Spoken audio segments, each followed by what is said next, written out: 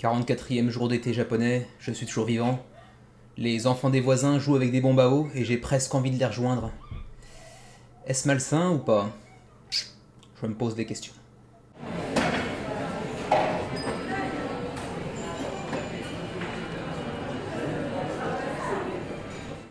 Bonjour à toutes et à tous, c'est Kevin pour les Ludovores. On se retrouve pour notre revue hebdomadaire du menu crowdfunding, l'émission dans laquelle je vous présente la grande majorité des jeux de société actuellement en cours de financement participatif sur Kickstarter, sur GameFound, sur Ulule et que sais-je encore. Cette semaine, avant de commencer, tiens, le remarquerez-vous, on a un nouveau jeu qui nous est parvenu ces derniers jours, qui est actuellement visible sur la caméra, mais saurez-vous me dire où est ce jeu? Lequel est ce jeu d'ailleurs aussi, hein, lequel au passage? Et également d'ailleurs en parlant de nouveaux jeux, j'en ai reçu un autre hier qui n'a pas encore rejoint la Calax pour l'instant, mais je vais vous le montrer malgré tout parce que celui-ci, je ne sais pas si on aura vraiment le temps de vous le montrer dans les semaines à venir, hein, bébé, tout ça, tout ça. D'ailleurs, au passage, pour ceux qui se posent la question, non, le bébé n'est pas encore arrivé. Hein, le ventre de sa maman est bien trop confortable, il n'a pas très envie de rencontrer son papa et de vivre l'été japonais. Bref, quoi qu'il en soit, le nouveau jeu dont je vous parlais, le voici, je vous le présenterai certainement un jour ou l'autre, mais bon, ce sera peut-être pas pour tout de suite, et c'est pas forcément le jeu qui excitera le plus d'attention, qui attirera le plus d'attention de la chaîne, je pense, mais le voici. Il s'agit de Vengeance Roll and Fight, donc un petit roll and write dans un univers de films de vengeance un petit peu à la John Wick. Sauf que c'est un roll and write et vous allez essayer de défourailler des ennemis en fait qui vous environnent bien évidemment avec des dés, le tout en simultané parce qu'on est plusieurs joueurs bien évidemment à jouer tous ensemble avec des plateaux différents et en essayant donc de massacrer tout ce qui nous entoure en gros. Hein. On verra bien ce que ça donne, je vous ferai peut-être un retour dans les semaines à venir, mais je ne sais pas si on aura le temps de faire une vidéo, on a pas mal de projets qui s'entassent dans les semaines à venir, sans mentionner bien évidemment le bébé qui s'apprête à arriver dans les 3, 4, 5, 6 jours à venir, j'imagine, en tout cas si j'en crois, le gynéco. Quoi qu'il en soit, on va aller voir tout de suite du coup le petit point sur la chaîne, hein, hebdomadaire bien évidemment, même si là encore pas grand chose en termes de nouveautés cette semaine, on a juste eu le menu et son suivi, donc ça va assez vite. On a ceci dit atteint, parce que ça faisait longtemps que je ne l'avais pas dit d'ailleurs, 1160 abonnés, donc voilà, si vous n'êtes pas encore abonné, c'est l'occasion ou jamais de nous rejoindre bien évidemment, enfin l'occasion ou jamais, en fait non, toutes les occasions sont bonnes pour rejoindre la chaîne très honnêtement, hein. On aimerait bien réussir à atteindre les 1200 d'ici, allez, fixons un petit objectif. 1200 d'ici la mi-août. Allez, d'ici le 15 août. Voilà. Est-ce que cet objectif sera atteint ou non? Je vous fais confiance. Peut-être les 1200 d'ici la mi-août. On verra bien. Et du coup, comme il n'y a pas beaucoup de nouveautés sur la chaîne pour l'instant, au-delà des revues hebdomadaires habituelles du menu et de son suivi, on passe directement au sondage de la semaine. Alors vous connaissez un petit peu le principe si vous êtes abonné depuis suffisamment de longtemps, ou en tout cas depuis au moins une semaine.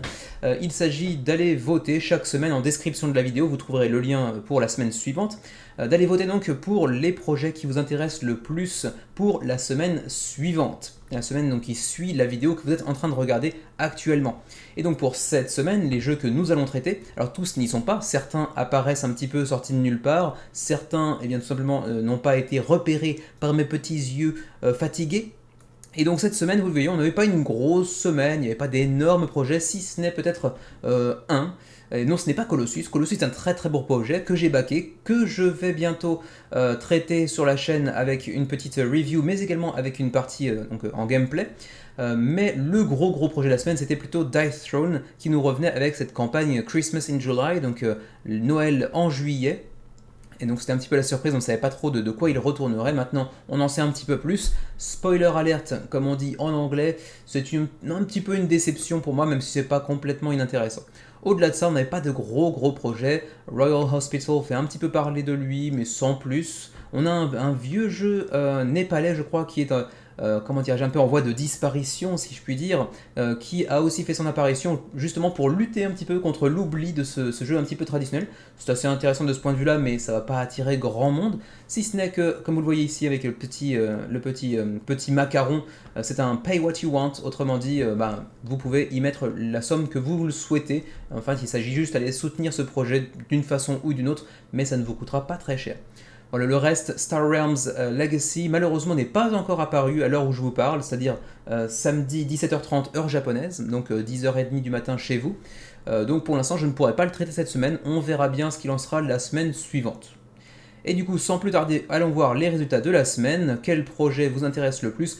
Sans grande surprise, un cocorico, c'est Colossus, bien évidemment, qui vous intrigue le plus, et vous avez bien raison.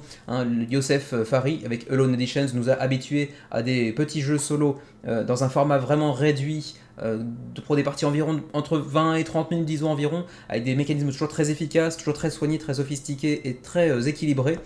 On verra ce qu'il en est de Colossus lorsque je vous montrerai ma vidéo de review et de gameplay, sachant qu'il y a bien entendu déjà d'autres vidéastes qui ont d'ores et déjà posté les leurs.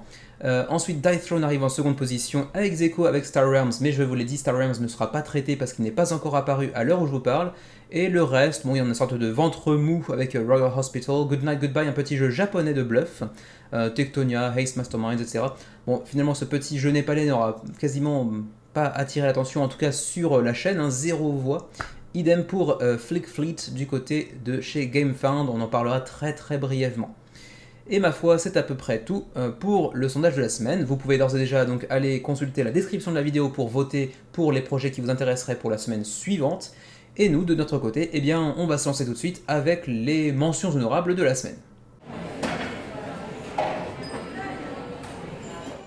Si vous connaissez la chaîne depuis suffisamment longtemps, vous savez que les jeux d'adresse, les jeux de pichenette, c'est pas mon truc, et d'ailleurs c'est même pas notre truc à Xavier et à moi si je me permets de parler en son nom. Mais bon, ici, Flick Fleet, Xenowars, eh bien pour l'instant sur GameFound ça se passe pas trop mal. En même temps, ce n'est pas complètement un nouveau jeu, c'est une extension en fait d'un jeu précédemment sorti intitulé Flick Fleet, et ici son extension s'intitule Xenowars. Ça nous vient de Heritage Games, et pour l'instant, ça se porte plutôt pas trop mal pour un petit projet sur GameFound, 237 contributeurs, 19 000 livres d'engrangés à 9 jours de la fin de la campagne relativement courte, pour un jeu à 2 à 4 joueurs, 20 minutes la partie, donc des parties plutôt ramassées, très courtes, pour 8 ans et plus, donc quelque chose qui se veut quand même plutôt familial. Voilà, je vais pas en parler plus que de mesure parce que bon, c'est un jeu qui vraiment m'intrigue assez peu. Je sais que les jeux de pichenette n'ont pas forcément le vent en poupe sur Kickstarter ou sur GameFound, donc on va pas en parler outre mesure. Vous pourrez aussi vous intéresser éventuellement au jeu de base qui sera disponible aussi dans la campagne, ainsi que l'extension numéro 1 Scenarios and Scenery Pack, qui était déjà disponible également, Box of Flicks 1 et 2, qui par contre là je ne sais pas trop à quoi ils correspondent, mais en tout cas pour l'extension à laquelle on s'intéresse aujourd'hui, il s'agit donc de Xenowars, qui vous permettra de jouer au jeu sans avoir même le jeu de base. Vous pourrez vous contenter de jouer à Xenowars, donc avec ce stand-alone on va dire, sans avoir spécialement la nécessité d'avoir le jeu d'origine, mais vous pourrez donc y jouer à 2 joueurs uniquement, attention, si vous prenez l'extension ce sera uniquement à 2 joueurs, si vous n'avez pas le jeu de base en tout cas, je mélange un petit peu les pinceaux. Ou bien vous pouvez bien évidemment le combiner avec le jeu d'origine, donc Flick Fleet, pour pouvoir y jouer jusqu'à 4, voire même 5 si vous avez la Box of Flicks 2. Voilà. Pour ce qui est des prix, je ne vais pas passer sur le gameplay parce que vraiment ça m'intéresse pas trop. Standard Xenowars, donc le pledge de base disons, vous coûtera 27 livres. Ensuite vous avez une version deluxifiée qui sera signée et numérotée, avec également des petits chips, donc des petits jetons de poker qui seront un petit peu plus détaillés, un petit peu de meilleure qualité, dirons-nous, qui vous coûtera 45 livres, donc ça fait quand même un ajout assez conséquent de 18 livres, soit certainement 23, 24, 25 euros selon le taux de change, donc je ne sais pas si vraiment la différence en vaut la peine. Et ensuite on a éventuellement un Standard Bundle, donc un petit set qui comprend le jeu d'origine plus l'extension Xenowars pour 54 livres. Et puis également le Deluxe Bundle, donc la version du jeu de base deluxifiée plus la version de l'extension deluxifiée également, le tout pour 90 livres. On va quand même assez facilement dépasser les 100 euros pour un petit jeu d'adresse et de pichenette. Je ne suis pas forcément très convaincu. Ensuite, passons rapidement sur le shipping. Pour le UK, je pense que vous n'êtes pas très nombreux là-bas. Pour l'Union Européenne, c'est 10 livres, 11, 12, 13, 14, 15 livres en fonction du nombre de boîtes que vous allez commander, en gros. Donc c'est l'occasion d'aller faire un petit pledge groupé, comme on dit, donc de vous réunir avec certains de vos amis pour éventuellement essayer d'assouplir un petit peu les frais de port en vous groupant un petit peu sur le projet. Et puis pour le reste du monde, 17, 19, 21, 23, 25, 27, en fonction de la même échelle de grandeur, à savoir le nombre de boîtes que vous allez sélectionner, impactera les frais de livraison, ce qui est assez logique. Et pour ce qui est de la TVA, rapidement, la TVA sera certainement à ajouter par la suite dans le Pledge Manager apparemment. Voilà pour ce qui est de Flick Fleet et de son extension Xenowars, qui a quand même attiré, mine de rien, 237 contributeurs à l'heure actuelle, ce qui est pas si mal pour un petit jeu de Pichnet.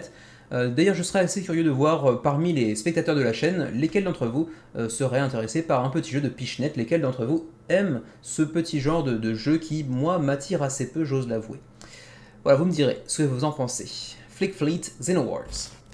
On enchaîne avec un jeu que je n'avais pas vu passer, que je n'avais pas vu apparaître sur Kickstarter dans les annonces que je suis habituellement sur Board Game Geek et compagnie. Il s'agit de The Grand Carnival avec une extension et une réimpression du jeu.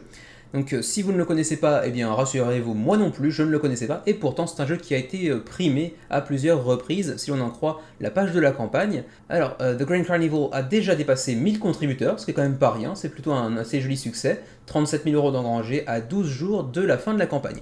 Vous vous en doutez, The Grand Carnival, avec cette petite allure, dessin animé des années 50-60 aux États-Unis, c'est un petit jeu qui va vous proposer d'aller construire votre parc à thème, votre parc d'attractions, avec une direction artistique assez soignée, assez originale, pour un 4 joueurs, des parties relativement ramassées de 60 minutes environ, donc 1 heure la partie, un jeu qui se sort assez facilement et qui se veut relativement familial, c'est du 12 ans et plus, et on nous dit que c'est du light made weight, donc en gros un jeu poids léger, voire poids moyen en gros. Donc un jeu qui n'a pas un degré de complexité trop conséquent pour pouvoir éventuellement vous empêcher d'y jouer avec vos enfants ou éventuellement des amis qui ne seraient pas spécialement très joueurs à l'origine. Il s'agit d'un jeu dans lequel, comme je disais tout à l'heure, vous allez construire votre parc à thème, votre parc d'attractions, et pour ce faire, vous allez avoir besoin d'utiliser toutes ces petits polyomino, toutes ces petites tuiles de polyomino que vous entreapercevez ici, tout en laissant également des chemins de verdure dans votre parc pour que les visiteurs puissent déambuler librement. Alors, on va donc avoir un petit jeu de maximisation avec différentes actions. Vous le voyez ici avec un 3, 4, 5. Chacune des actions qui seront disponibles ici ne sera disponible qu'une seule fois par tour. Et le numéro affiché impactera aussi la puissance de la compétence que vous allez utiliser. Donc si vous posez le numéro 5, l'action sera beaucoup plus puissante que si vous utilisez le numéro 2. Mais par contre, vous ne pourrez plus utiliser le numéro 5 jusqu'à la fin du tour, voire même le début du tour prochain. C'est également un jeu de planification. Donc on va ajouter des tuiles sur le plateau central pour pouvoir, adopter une forme plus à même d'adopter une tuile possédant une certaine forme un petit peu biscornue. Comme vous le voyez ici, certaines des attractions possèdent des formes pas forcément très faciles à poser sur le plateau. Il faudra donc aller optimiser et planifier un petit peu au mieux votre plateau central, votre plateau personnel, pour pouvoir ensuite y apposer les attractions que vous souhaitez. Ensuite, il vous faudra laisser également des chemins entre les attractions et éventuellement mettre les ticketteries de vos deux attractions l'une face à l'autre ou l'une proche de l'autre, en tout cas pour pouvoir faciliter l'accès des attractions aux visiteurs. Ensuite, il y aura également des cartes qui vous permettront d'aller casser un peu les règles du jeu et donc vous permettre des actions particulièrement puissantes qui pourront éventuellement changer le cours de la partie. Mais pour ce faire, bien évidemment, il faudra remplir certains prérequis qui ne seront pas forcément faciles à atteindre. Il y aura également un petit peu de gestion de ressources et de course à la ressource, puisqu'il y aura un système qui vous permettra d'avoir la priorité face aux autres joueurs pour aller choper certaines tuiles que vous pourrez ensuite apposer sur votre plateau central. Et puis ensuite, il y aura également différents chemins vers la victoire, notamment via le nombre de visiteurs, via le type d'attraction que vous allez poser, et ainsi de suite, et ainsi de suite. Bref, un jeu qui se veut relativement léger et accessible, mais qui pourra satisfaire les plus joueurs d'entre nous comme les moins expérimentés. Ensuite, on vous parle également de ce qu'il y a de nouveau dans cette fameuse extension qui vient s'ajouter au jeu d'origine. Alors d'abord, on aura des attractions de taille assez conséquente, comme vous le voyez ici. On aura déjà 6 cases concernées par cette seule attraction, mais bien entendu, si elles seront plus compliquées à construire, elles vous rapporteront aussi potentiellement beaucoup plus. On aura également des petits meeples de clowns qui iront et viendront dans le parc et qui vous permettront d'aller gagner des points en fonction du nombre de clients, de visiteurs qui se situeront aux alentours du clown en question. Et puis également on aura des petits tokens de peanuts, donc de cacahuètes en gros, qui vous permettront d'accomplir certaines actions un peu plus conséquentes lors des tours suivants. Donc c'est des petites tuiles d'une case, mais qui vous permettront sur le long terme d'accomplir des actions un peu plus conséquentes. Et puis ensuite on aura également les golden tickets, donc des tickets dorés qui vous permettront d'aller engranger plus de points encore, parce que eux vaudront en eux-mêmes des points de victoire, ce qui n'est pas forcément le cas des tickets classiques apparemment. Ensuite, on aura des tuiles de Double Foundations, donc qui vous permettront d'avoir, vous le voyez ici, plus de marteaux disponibles qu'avec les tuiles d'origine, disons. Donc pour stocker plus facilement des options pour ensuite pouvoir construire des attractions un peu plus conséquentes. Ensuite, on a aussi des mini-fondations, un petit peu le contraire, hein, et également des grand finales, donc des grands finales, on va dire. Je ne sais pas si ça pourrait se conjuguer au pluriel, ça, des grands finaux. C'est un grand final, des grands finaux. Je ne sais pas si on peut vraiment dire ça comme ça en français, mais ça me semble grammaticalement logique. Qui sont des, comment dire, une sorte de missions que vous pourrez compléter, qui vous permettront d'aller gagner un maximum de points d'un seul coup. On aura aussi les City Campaigns. Ensuite, passons un petit peu au prix. Je n'ai pas aperçu d'ailleurs le prix des Stretch Goals. Les aurais-je passés par inadvertance? Non, ils sont ici, ok. Alors, vous avez différents pledge levels, le bumper cars, le Ferris wheel, le swing rides et le roller coaster également. Alors, certains vont inclure le pledge de base, comme le swing ride ou le roller coaster par exemple. Ensuite, on a également un petit upgrade kit qui sera disponible notamment dans le Ferris wheel, mais également de base dans les deux derniers pledges également, qui vous permet d'aller améliorer un petit peu la qualité de matériel du jeu d'origine qui était un petit peu au rabais comparativement. Ensuite, on a 3 niveaux de pledge qui permettent d'aller choper justement la nouvelle extension, Bumper Cars, Ferris Wheel, etc. etc. Et attention, pas pour le Swing Ride, ce ne sera pas disponible pour ce niveau de pledge en revanche. Et vous le voyez ici, donc chacun des pledges aura un prix légèrement différent, à vous de choisir celui qui potentiellement vous intéressera le plus. Ensuite, pour le shipping, donc les frais de port pour le Canada sont à 5, 8, 10 ou 15 en fonction du niveau de pledge que vous allez choisir, les niveaux de pledge qu'on a vu précédemment. Ensuite, pour l'Union Européenne, avec ici The Rest of EU, 6, 9, 12, 16, avec les mêmes prérequis bien évidemment, en fonction du pledge que vous allez choisir, le prix variera bien évidemment. Et puis, juste par curiosité, pour nous qui sommes certainement du coup dans le Rest of the World, j'imagine Everywhere Else in the World, 10, 16, 20, 30. Donc ça commence à faire un petit peu plus cher, mais ça reste relativement honnête en termes de prix de frais de port, disons, comparativement à ce qu'on a l'habitude de voir, ça n'a pas de grande différence. Et ma foi, c'est à peu près tout ce que je peux vous dire pour The Grand Carnival, un jeu qui bénéficie plutôt d'une bonne réputation. D'ailleurs, ça se voit avec le résultat de cette campagne qui, sans faire de grand bruit au préalable, avant le lancement de la campagne, a tout de même su attirer plus de 1000 contributeurs en quelques jours, alors qu'il reste environ 2 semaines avant la fin de la campagne. Je pense qu'on ira certainement chercher 2000-2500 contributeurs d'ici la fin de cette dernière. Alors ensuite, bon, désolé, autant l'anglais et le japonais ça va, autant le népalais je suis pas vraiment au point. Donc vous me pardonnerez la prononciation de Bagchal, j'imagine, un ancien jeu typique du Népal et qui est sur le point de disparaître si l'on en croit cette petite introduction de campagne, un petit jeu abstrait pour 2 joueurs, des parties d'environ 15 minutes, et un jeu qui est relativement accessible en termes de règles puisqu'il est jouable à partir de 6 ans et plus. Eh bien, vous le voyez, là, c'est plutôt un beau succès, 495 contributeurs après 3-4 jours de campagne, 5000 euros d'engrangés et 17 jours avant la fin de la campagne, ça se passe plutôt pas mal, et notamment pour une raison que j'ai mentionnée tout à l'heure quand je parlais du sondage de la semaine, à savoir le fait que le jeu soit disponible en version Pay What You Want, donc vous pouvez payer ce que vous voulez pour aller chercher ce jeu. C'est plutôt intéressant de ce point de vue-là, c'est assez rarement vu sur Kickstarter, mais donc vous pourrez mettre la somme que vous souhaitez, vous le voyez ici, à partir de 1$ et vous recevrez donc le jeu.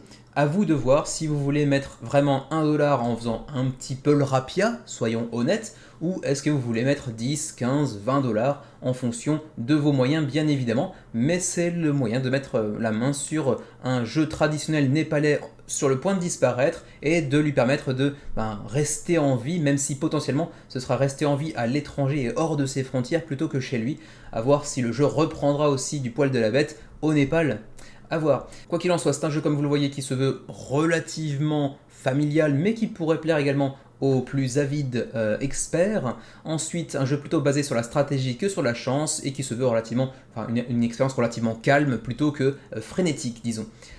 Ensuite, en termes de jeu abstrait, bon, c'est relativement classique. Vous allez avoir ici par exemple une grille qui se compose de 25 embranchements sur lesquels un joueur va incarner les tigres, ils seront au nombre de 4, vous le voyez ici, et un autre incarnera un troupeau de, comment dirais-je, de chèvres en gros. Et il faudra pour le joueur contrôlant les tigres bouffer un maximum de chèvres, hein, disons les choses franchement, et pour les chèvres il faudra piéger les tigres, parce que oui c'est bien connu, devant 5-6 chèvres, un tigre flippe sa race, bien évidemment. Alors, ensuite, sachez que vous aurez également en backant ce projet une petite carte, comment dire, avec effet holographique un petit peu en surbrillance de Kathmandu, qui est là encore un jeu qui sera revisité, un petit peu remis au goût du jour au début de l'année 2023. Donc ce sera un petit bonus pour le jeu suivant de l'éditeur Lemery Games. Donc c'est le deuxième projet, mais c'est le premier projet qui, comment dirais-je, se donne pour mission d'aller redonner vie à un jeu en train de disparaître. C'est plutôt sympa de ce point de vue-là. Et puis, je pense que c'est aussi un coup marketing à bas prix qui leur permet de se faire connaître aussi. Alors donc, je le disais tout à l'heure, pour les chèvres, il va falloir piéger les tigres, et pour les tigres, il va falloir capturer 5 chèvres. Alors ici, on dit capturer, mais bon, les tigres, on s'imagine qu'ils ne vont pas se contenter de les capturer. Ensuite, c'est simple, il va falloir placer donc une chèvre par tour sur un des 25 embranchements, et les tigres, eux, vont juste se déplacer de 1 à chaque fois donc, que leur tour arrive. Et ensuite, en phase 2, une fois que toutes les chèvres auront été placées, eh bien, elles pourront elles également se déplacer un peu à la manière des tigres. Donc vous verrez, il y aura plus de embranchements disponibles que de pièces, ce qui vous donnera une certaine liberté de mouvement. Et le jeu se terminera lorsque les tigres auront capturé, disons-le gentiment, 5 chèvres, ou lorsque les chèvres auront bien piégé les 4 tigres.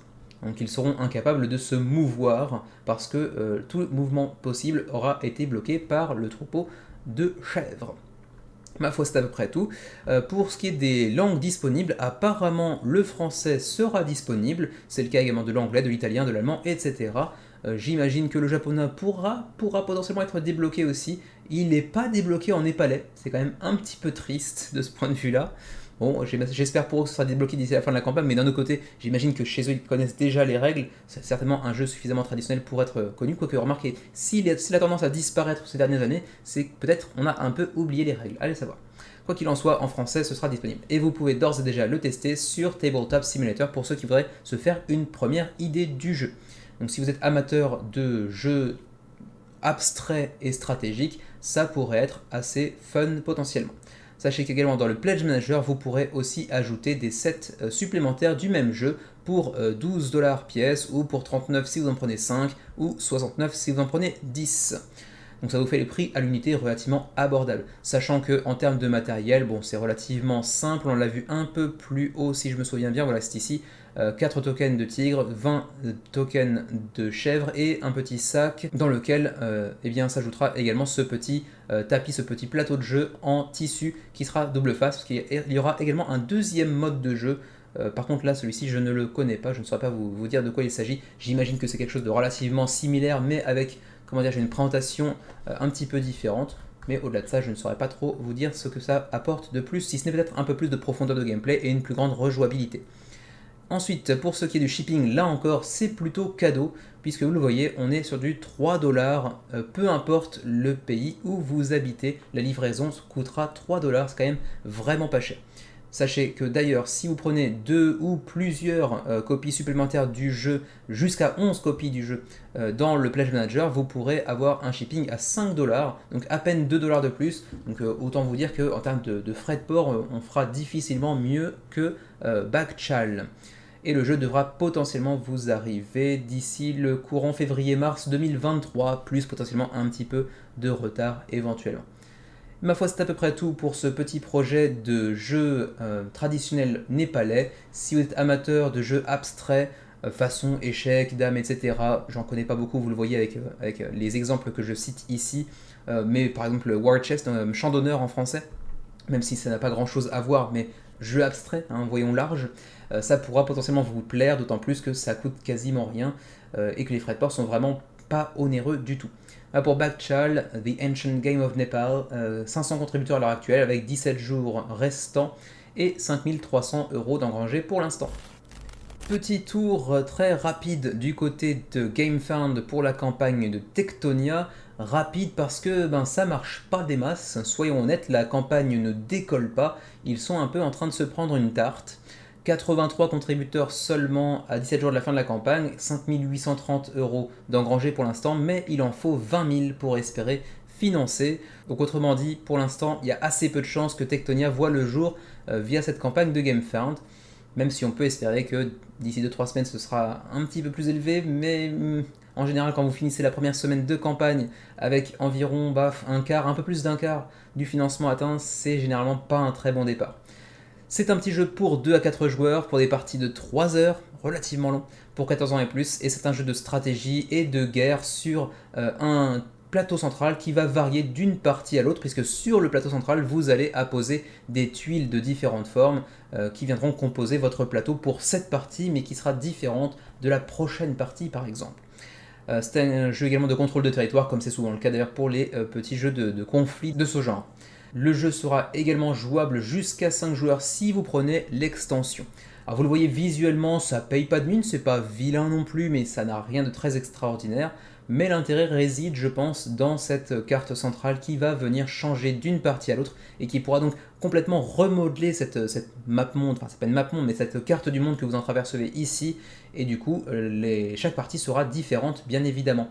Donc ça c'est relativement intéressant. Vous le voyez ici avec les tuiles qui ont toutes leur forme bien évidemment, avec, vous le voyez ici, la map vide que l'on verra en début de partie et qui vous permettra de créer plusieurs centaines de maps si l'on en croit ce qui est écrit ici. Il y aura apparemment 4 tribus avec des meeples apparemment en screen print potentiellement, qui auront peut-être un petit peu d'asymétrie, mais ça c'est pas garanti. Chacune des factions en présence aura également un set de dés et de cartes avec un petit peu d'évolution. Vous voyez niveau 3 ici par exemple, donc on imagine qu'il y aura forcément un niveau 1, un niveau 2, peut-être un niveau 4 derrière, allez savoir, mais je crois que c'est niveau 3 maximum si on en croit le petit plateau de joueurs ici. C'est d'ailleurs ici le plateau de joueurs individuel que chacun des joueurs pourra avoir pour contrôler sa partie et les actions qui sont à sa disposition. Ensuite, on aura des cartes de construction, donc de bâtiments, qui nous permettront d'obtenir certains bonus pour la suite de la partie. On a ici une présentation de chacune des factions disponibles, avec les First Warriors, donc les premiers combattants, on va dire, si on traduit littéralement. Les North Warriors, donc les combattants du Nord.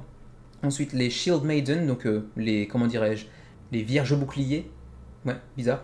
Bref, quoi qu'il en soit. Et puis ensuite, les Wood Warriors, donc les combattants de la forêt. Voilà, donc un petit peu d'asymétrie, j'imagine, on peut regarder rapidement d'ailleurs, peut-être qu'il y a un petit peu d'asymétrie, mais 2, 3, 3, 4, 3, 4, 1, non, pour l'instant, j'ai pas l'impression, les bâtiments sont-ils les mêmes?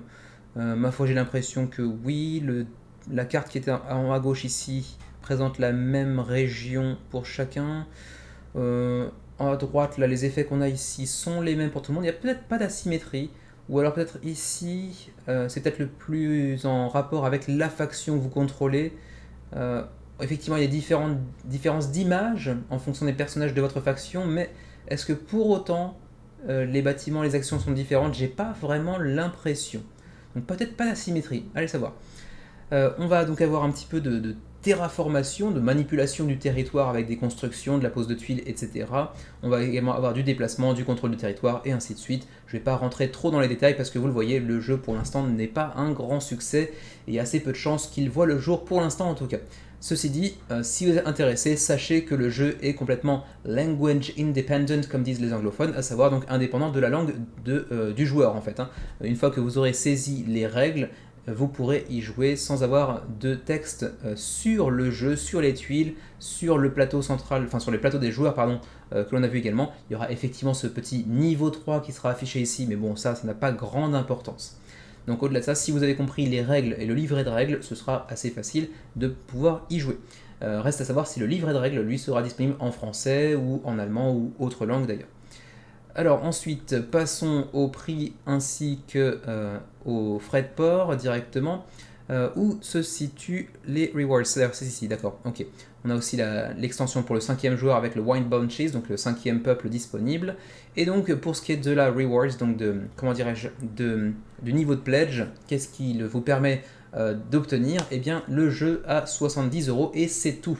On n'a pas d'autres niveaux de pledge, c'est plutôt pratique, ça m'évite d'avoir à parler de 14 niveaux de pledge différents comme c'est parfois le cas sur Kickstarter ou GameFound. Là, c'est un pledge unique à 70€. Et c'est peut-être aussi l'une des raisons qui explique le manque de succès de la campagne pour un primo-porteur de projet, je crois. C'est un projet relativement cher qui ne bénéficie pas d'une direction artistique à couper le souffle non plus. Donc du coup 70€, ça fait un petit peu cher. Si en plus par-dessus on ajoute les frais de port bien évidemment, potentiellement la TVA, ça peut monter assez rapidement à 80-85€, voire même un petit peu plus, à mon avis plutôt proche des 100€ qu'autre chose. On va voir un petit peu en dessous avec les frais de port. D'ailleurs, les frais de port, on va aller voir ça tout de suite, ça ira plus vite. Est-ce qu'ils sont quelque part? Oui, ils sont ici, après. Alors, pour les frais de port, pour l'instant, ce sont des estimations.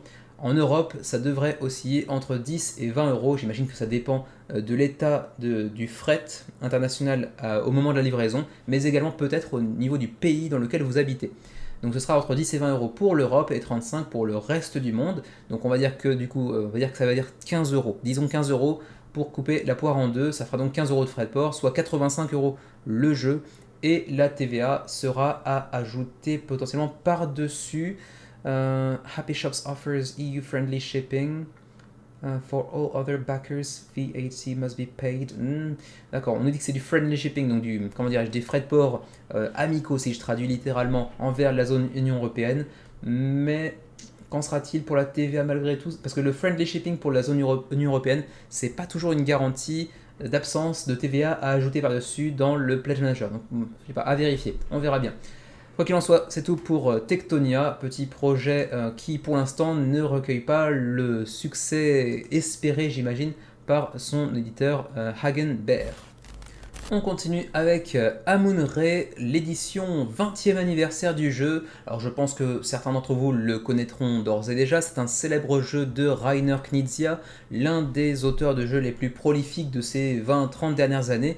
Il a pondu plusieurs centaines de jeux, j'ai pas envie de dire de bêtises, mais je crois que c'est de l'ordre de 500-600 jeux, je crois. Et donc Amun-Re fait son retour avec une réédition qui bénéficie d'une refonte graphique opérée par notre Vincent Dutray national, même s'il réside en Corée. C'est l'un des illustrateurs de jeux de société les plus populaires de ces dernières années. Et cette fois-ci, cette réédition nous vient de Alley Cat Games. Les jeux de Rainer Knizia sont actuellement en cours de réimpression, beaucoup d'ailleurs. On en avait vu un récemment, c'était Ra, donc toujours dans l'Égypte antique également. C'était un jeu qui a été cette fois-ci édité par 21st Century Games, si je ne me trompe pas. Et récemment, donc, ce sont soit cet éditeur que je viens de mentionner, soit Alley Cat Games que vous voyez ici, qui jonglent un petit peu l'un l'autre avec les anciens jeux de Rainer Knizia, avec une nouvelle édition, revue et corrigée, avec un design bien plus aguicheur plutôt, bien plus alléchant, devrais-je plutôt dire, en termes d'aspect visuel. Donc c'est un petit jeu pour 2 à 5 joueurs, pour des parties d'environ 1h30, donc je sais pas pourquoi je dis petit jeu, c'est une sorte de tic de langage, pour 14 ans et plus, et c'est un jeu de contrôle de territoire, de gestion de ressources, ainsi que de enchères bien évidemment. Vous vous en doutiez, si vous connaissez un petit peu Monsieur Rainer Knizia, il y a toujours un petit peu d'enchères, enfin pas toujours, j'exagère, mais c'est un petit peu l'expert des jeux d'enchères. Alors voilà à quoi ressemblera le plateau central. C'est pas vilain, c'est plutôt même joli d'ailleurs, hein, avec les différentes cartes que l'on peut apercevoir ici. On va explorer ça plus avant pour avoir un aperçu un peu plus précis du jeu. Alors, sachez que pour ceux qui auraient déjà joué d'ailleurs à Amun-Re jusqu'à présent, le jeu sera disponible désormais de 2 à 5 joueurs, alors que avant, je crois que c'était de 2 à 4 joueurs, donc potentiellement un 5e joueur ajouté au décompte de joueurs. Donc la nouvelle direction artistique assurée par notre Vincent Dutray national, également une extension avec 8 miniatures, dont vous pouvez voir un exemple ici. Ensuite, on aura donc à cœur d'aller construire notre propre tombeau, notre propre pyramide pour notre pharaon, bien évidemment, avec l'extension Afterlife. Et puis également, pour fêter un petit peu l'édition du 20e anniversaire, on aura des petits meeples en screen print, donc en surimpression, qui sont plutôt de bonne qualité. Apparemment, en tout cas visuellement.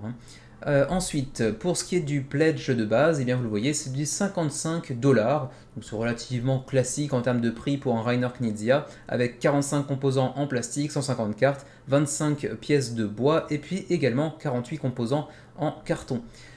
Voyez un petit peu le contenu du jeu, hein, je vous laisse découvrir ça par vous-même.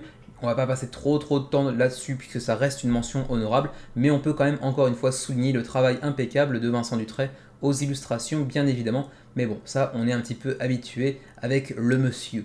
Ensuite ici les cartes de province, les cartes de vizir, les cartes de farmer, donc de fermier, il y en aura 45, sont-elles toutes exactement identiques?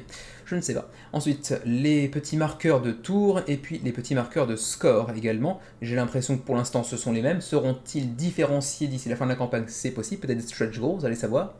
Et puis ensuite la Expanded Edition pour 72$, qui contiendra en plus de ce que vous avez vu précédemment, 2 extensions qui elles seront totalement nouvelles. Attention, ce ne sont pas des extensions qui avaient déjà précédemment vu le jour. Ensuite 8 miniatures uniques, 60 tokens supplémentaires et 12 cartes en plus. Donc en gros un petit peu plus de gameplay et un petit peu plus de deluxification de votre matériel. Le tout pour 72€, ce qui devait faire, j'ai oublié le prix de tout à l'heure, c'était 55, c'est ça, donc en gros 17, c'est ça, on était où, ouais, 17$ de plus pour avoir une version un petit peu augmentée avec des extensions, avec des miniatures. Bon, ça semble pouvoir valoir le coup. Ensuite, on aura potentiellement aussi un insert en plastique pour ranger et installer le jeu plus rapidement. Sachez également que toutes les extensions et enfin pas toutes les extensions, mais les statuts et l'extension qui va avec seront exclusifs à cette campagne GameFound. Ensuite, l'extension Afterlife qui, elle, viendra ajouter 60 tokens de tombeau ainsi que 4 cartes de faveur avec Anubis que l'on voit ici. Pour ce qui est des mécanismes, je l'ai déjà dit tout à l'heure, on aura donc des enchères comme c'est souvent le cas avec Reiner Knizia, ensuite des améliorations d'action via l'embauche de fermiers, également via les cartes de faveur qu'on a aperçues tout à l'heure. Ensuite, on aura l'opportunité de construire des pyramides, donc des tombeaux pour notre pharaon. Et puis, apparemment, on avait mentionné plus haut, en haut de la page, le mécanisme de contrôle du territoire, mais par contre, là, il ne retransparaît pas sur ce qu'on voit dans les mécanismes présentés ici. On continue avec les prix, donc on l'a vu tout à l'heure, 59 livres, donc 72$ pour l'édition expanded, donc l'édition augmentée disons. Ensuite 55$ pour la version de base. Ensuite vous pouvez aussi prendre des groupes pledge à 406$ pour avoir 6 copies du jeu, j'ai l'impression, 1, 2, 3, 4, 5, 6 c'est bien ça, au lieu de 354, donc c'est pas un rabais hyper intéressant pour être tout à fait honnête, si ce n'est peut-être au niveau des frais de port. Ensuite le retailer pour les magasins, mais ça on s'en fout, et ça c'est la même chose, mais pour avoir plus de copies encore. Descendons encore un peu plus pour en apprendre plus sur les frais de port, on va pas passer sur le gameplay en détail, bien évidemment on reste sur une mention honorable de la semaine. Va-t-on enfin arriver du coup au shipping? Oui là c'est fait. Alors le shipping pour l'Union Européenne c'est 8 à 12€ ou 12 à 18, ça dépend de la zone de l'Union Européenne dans laquelle vous vivez. Donc par exemple pour la zone 2 c'est Italie, Suède, Grèce, Chypre, Lettonie, Estonie, Bulgarie, Slovaquie, Turquie, Roumanie et tous les autres pays sont dans la zone Union Européenne 1. Autrement dit France, Belgique, etc. Ce sera plutôt du 8-12, mais par contre si vous avez le bonheur ou pour le coup le malheur de vivre, je sais pas par exemple en Lettonie ou en Turquie, ce sera plutôt 12 à 18€. Pour les Canadiens 12 à 16$ et pour le reste du monde 15 à 30$ en fonction du pays où vous vivez bien évidemment. La TVA, j'ai pas entreaperçu. La TVA, j'ai pas aperçu de mention à son propos, donc on va passer pour cette fois. Et ma foi, c'est à peu près tout pour Amun-Re et cette nouvelle édition 20e anniversaire d'un des célèbres jeux de Reiner Knizia à base d'enchères, de contrôle des territoires et de gestion de ressources. Pour l'instant, 806 contributeurs à 18 jours de la fin de la campagne et près de 53 000 livres d'engrangés. On continue avec la nouvelle campagne de chez Moyadeas Game Design qui nous vient donc de Taïwan et qui nous propose ici une extension de map, une extension de carte supplémentaire pour le jeu Mini Express. Le jeu est déjà financé avec 634 contributeurs à 19 jours de la fin de la campagne pour l'instant 34 438€ d'engrangés. C'est également l'occasion bien évidemment de mettre la main sur le jeu de base puisque évidemment cette campagne ne se contente pas de vous proposer de nouvelles extensions, mais également bien sûr le jeu de base. Et puis on aura éventuellement des deluxifications de matériel également. Pour rappel, Moyades Game, qui avait déjà proposé 5 campagnes, enfin dont c'est la 5e campagne actuellement sur Kickstarter, avait proposé récemment Jiangnan, qui après une première tentative infructueuse avait connu un succès plutôt convaincant avec 1140 contributeurs il y a ça environ 6-7 mois. Et avant ça, donc leur premier jeu, il s'agissait donc de Mini Express qui fait son retour désormais sur Kickstarter. À l'époque, il avait attiré 1810 contributeurs, ce qui était quand même un beau résultat pour un primo-éditeur à l'époque. Donc 1800 contributeurs, va-t-on réussir à atteindre le même score? C'est pas dit quand même, 634 contributeurs en 5 jours, enfin 4-5 jours, c'est pas mal. Iront-ils chercher jusqu'à 1800? C'est pas impossible, mais c'est pas garanti non plus en l'état pour l'instant en tout cas. Donc, allons voir un petit peu de quoi il retourne. Comme je vous le disais, bon, ça c'est le jeu de base, et ici vous avez donc l'extension pour le Map Pack 1 et le Map Pack 2, donc de nouvelles cartes, une grosse extension avec de la deluxification de matériel, pour avoir aussi plus de rejouabilité grâce à ces nouvelles cartes qui s'offrent à vous. Donc pour les niveaux de pledge, on a un pledge de base à 45$ qui vous permet de mettre la main sur le jeu d'origine, sans prendre l'extension qui va avec, mais juste le jeu d'origine. Ensuite, 40$ pour l'extension, donc oui, elle coûte quasiment aussi cher que le jeu d'origine, mais elle vient vous ajouter de nouvelles maps, donc de nouvelles cartes supplémentaires, ainsi que tous les composants en bois qui l'accompagnent. Ensuite, vous voulez le combo, ça tombe bien, c'est possible également. 79$, il vous faudra débourser pour choper le jeu de base ainsi que l'extension avec les 2 petits packs de cartes supplémentaires. Voilà à quoi ça peut ressembler en partie sur le plateau central. C'est pas vilain, mais ça reste un de ces très nombreux jeux de construction de voies ferrées, on va dire. Alors attention, Moyades Game est un éditeur qui se situe à Taïwan. Par contre, l'auteur du jeu, lui, il s'agit de Mark Garritz qui, bon, vous l'aurez compris, n'est pas taïwanais. Sachez que son jeu Mini Express fait partie apparemment des 15 jeux les mieux classés sur BGG dans la catégorie de Cube Rail Games, donc entre guillemets des jeux de construction de voies ferrées justement. Il a également reçu la récompense du meilleure règle de solo sur BGG pour un jeu de cette catégorie, donc de construction de chemin de fer. Alors que va-t-on faire dans ce jeu pour 1 à 5 joueurs? Eh bien on va choisir des compagnies qui ont pour l'instant des tokens de chemin de fer libres. On va connecter différentes cités, différentes villes avec des routes les plus courtes possibles pour aller optimiser un petit peu la construction de son chemin de fer. Et puis il faudra aussi gérer une dimension plus statistique, plus probabilité. À chaque fois que vous apposerez une nouvelle route entre 2 villes, il faudra ajouter le nombre équivalent des tuiles hexagonales qui séparent les 2 villes à certains marqueurs que vous entreapercevez ici pour aller faire un jeu d'influence et de couleurs selon les zones en question, selon la demande, quelle ville devrait être connectée à quelle autre ville, qui va réussir à le faire en premier, et ainsi de suite. Vous pourrez aussi acheter des actions d'autres compagnies, vous pourrez aussi réduire votre influence si nécessaire, vous pourrez aussi ajouter des tokens de train directement sur les tuiles qu'on a vues et mentionnées précédemment. Et puis ensuite, il y aura tout un aspect de scoring, bien évidemment, en fin de partie, avec des gains de points de victoire qui seront accessibles via différentes stratégies, bien évidemment. Mais après, pour le reste, ça reste un jeu de construction de chemin de fer relativement classique. Pour ce qui est des maps d'extension, enfin des cartes d'extension qui sont proposées durant cette campagne, une a été conçue par Tony Boydell, donc qui est l'auteur de Snowdonia ou de Guilds of London, qui aura donc conçu une carte visiblement à l'effigie du Royaume-Uni, j'ai l'impression. Et puis on aura également Jay Bernardo qui lui aura bossé sur l'extension de Taïwan. Donc ça pourrait intéresser un certain spectateur de la chaîne, je pense. On aura également Hisashi Hayashi, qui est l'auteur de Yokohama et de Trains, qui se sera occupé de la map japonaise, qui pour l'instant, j'imagine, n'est pas complètement finie, puisque visuellement, ça ne présente pas encore très très bien. Et ensuite, pour ce qui est de l'Espagne, c'est Christian Vitun qui s'en occupe, l'auteur de Sevilla et de Yohei, par exemple.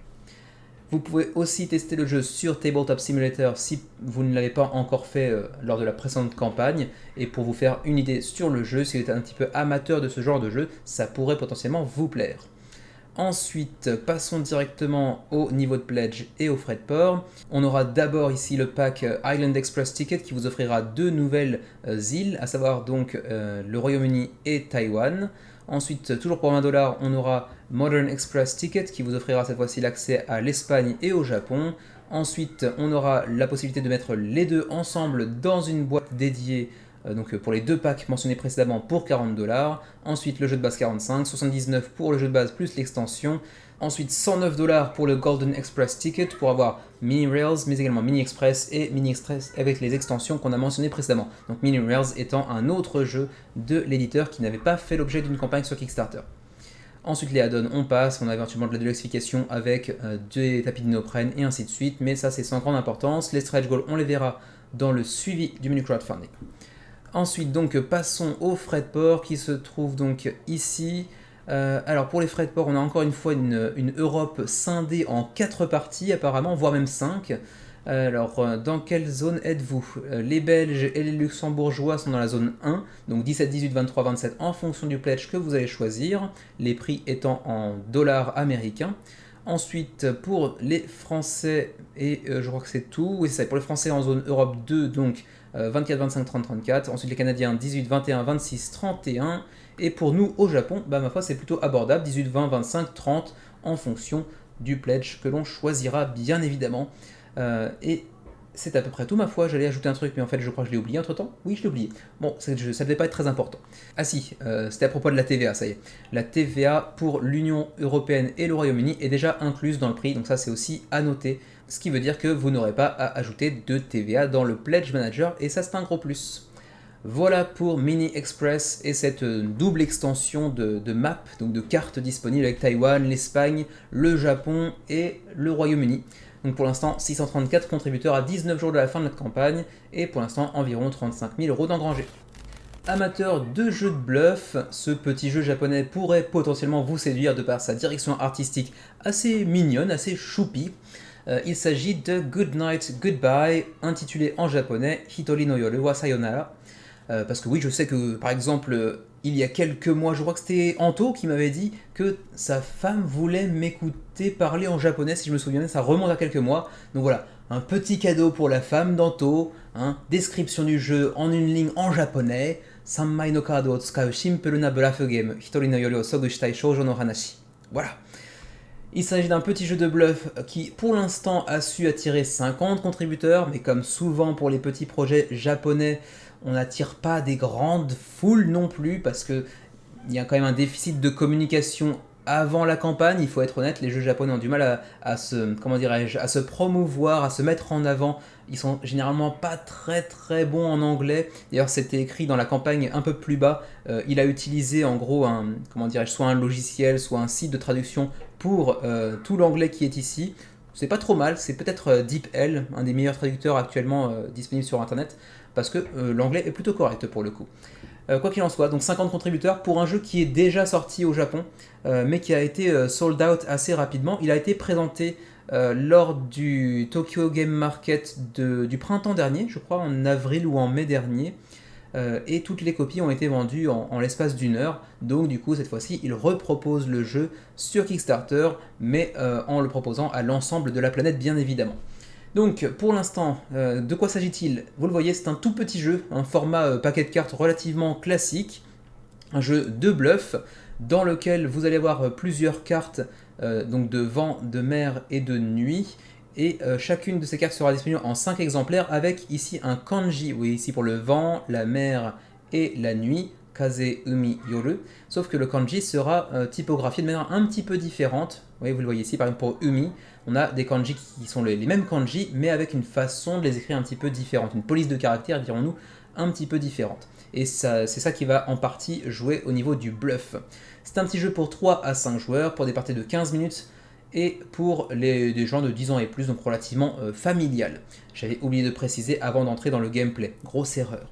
Alors, ça contiendra essentiellement 15 petites cartes, plus une carte de pledge et 5 cartes de scoring, donc de points, ainsi qu'un petit token en bois de mouton, et puis également des petits clips pour aller compter les points apparemment, parce que j'imagine que les petits crans que l'on voit ici sont autant de crans pour aller scorer des points.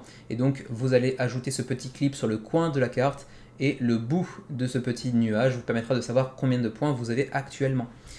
Ensuite, comment jouer à Good Night Goodbye? Eh bien, je l'ai dit tout à l'heure, c'est un jeu de bluff.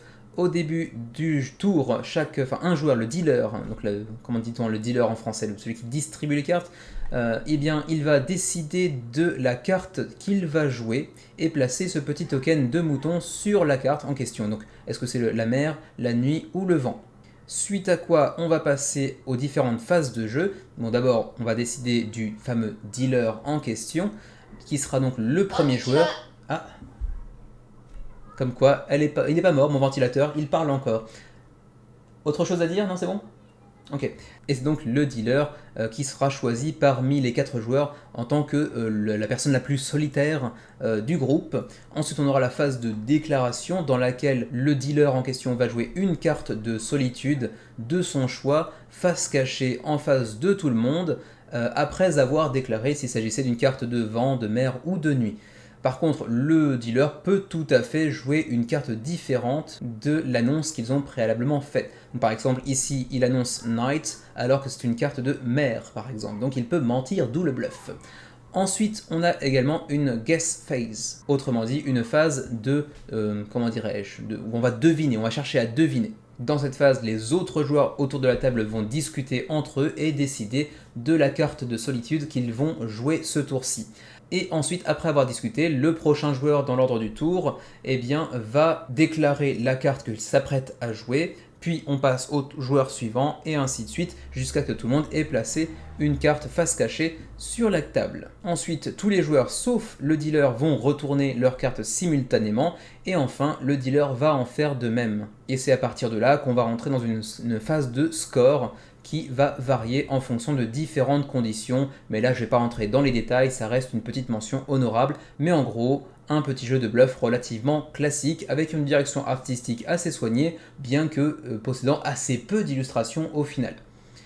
Et ma foi, c'est à peu près tout, on peut passer directement au niveau de pledge ainsi qu'aux frais de port. Pour le niveau de pledge de base, il vous coûtera 18,50$, plus le shipping bien évidemment, pour donc en gros une quinzaine de cartes et 5 ou 6 autres cartes pour le scoring.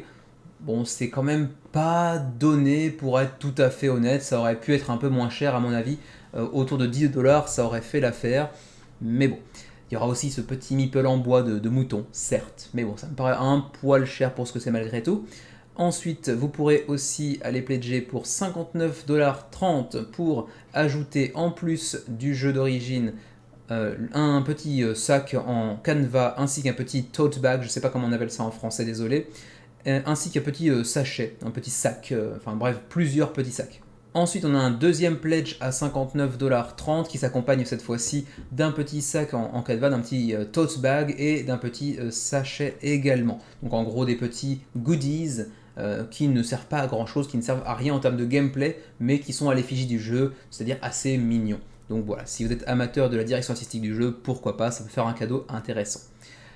Ensuite, on peut aussi pledger pour 260$, mais là c'est pour faire un group pledge assez méchant à 20 personnes pour aller économiser un petit peu sur le prix à l'unité ainsi que sur le shipping, j'imagine. Voilà pour les pledges. On peut maintenant continuer sur les frais de port qui ne sont pas affichés ici pour l'instant, j'ai l'impression. Donc au pire, avec les projets japonais c'est souvent le cas, il faut aller consulter ici. Vous choisissez votre pays dans la destination d'expédition et ça vous donne un aperçu des frais de port. Là pour l'instant, est-ce que c'est toujours viable, est-ce que c'est toujours véridique? Je ne sais pas. Là apparemment ce serait du 1500 yens partout, sauf au Japon 700 yens. Donc bon, est-ce que c'est digne de confiance ou pas? Je ne sais pas.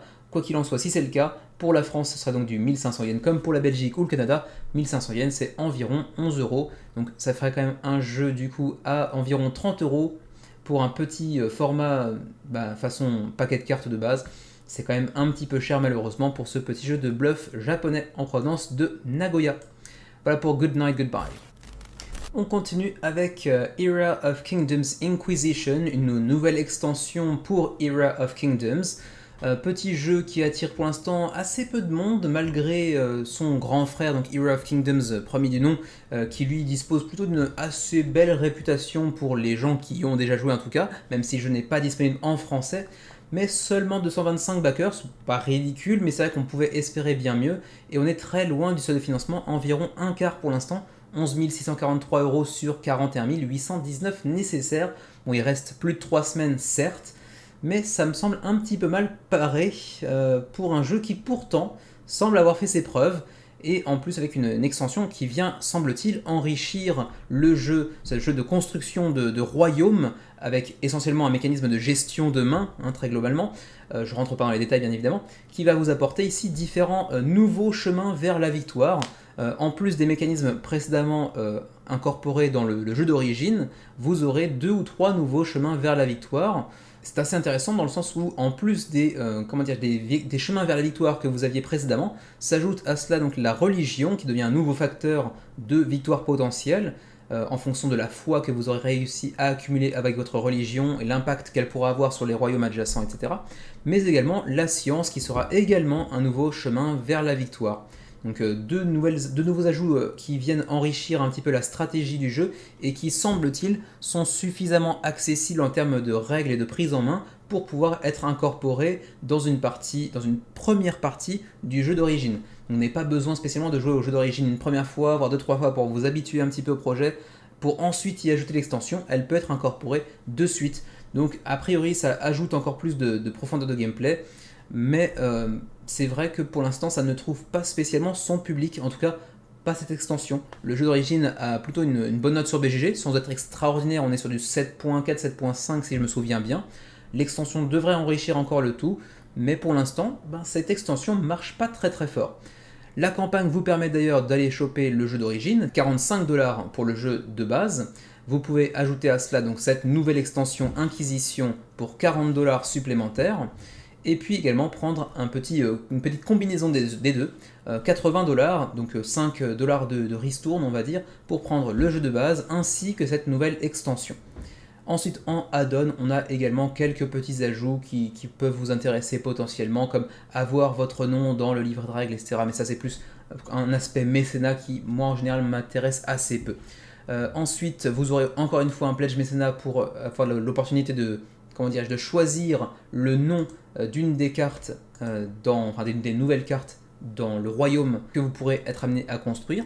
Et puis ensuite, vous pourrez aussi même donner un nom à une carte de personnage du royaume, le tout pour 60 $, que ce soit pour une carte de territoire comme une carte de personnage. Et puis enfin pour 350 $, vous pourrez également ajouter votre propre personnage en envoyant une photo qui deviendra par la suite une illustration qui sera ajoutée sur les cartes de followers, donc de croyants ou d'hérétiques, en gros. Pour le shipping, pour l'Union Européenne, c'est 30 $, 35 $ ou 40 $ en fonction de votre pledge. Le Canada s'en tire un tout petit peu mieux avec 25, 28, 32. Et pour le reste du monde, 30, 35, 40, donc comme pour l'Union Européenne en somme. Donc en termes de shipping, donc de frais de port, c'est quand même assez difficile de trouver ça intéressant financièrement parlant.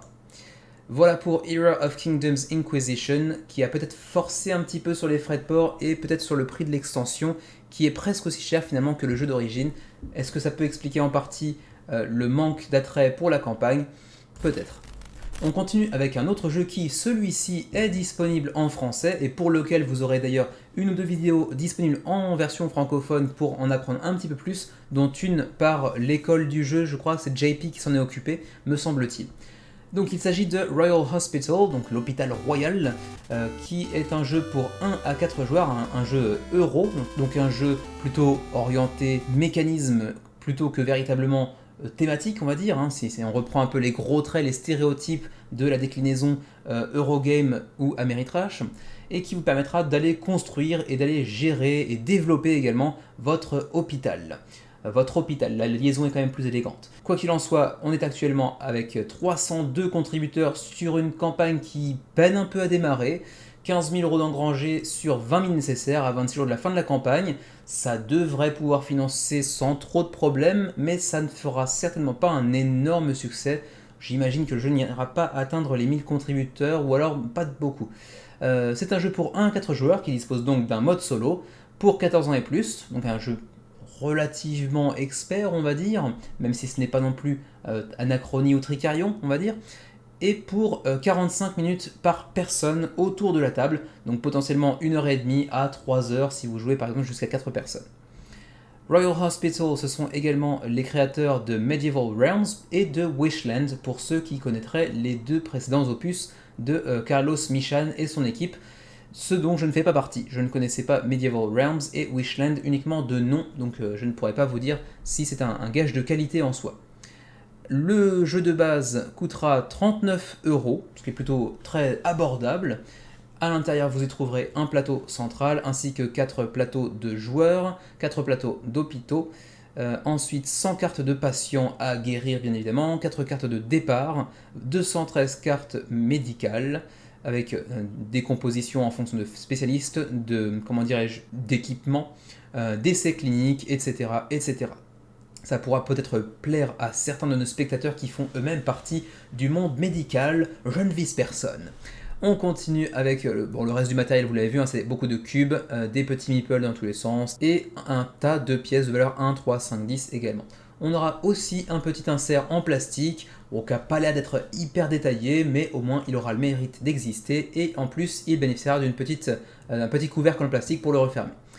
On aura aussi une édition Deluxe un petit peu plus chère bien évidemment, 59€ contre, disais-je tout à l'heure 39 ça? Oui 39€, pardon.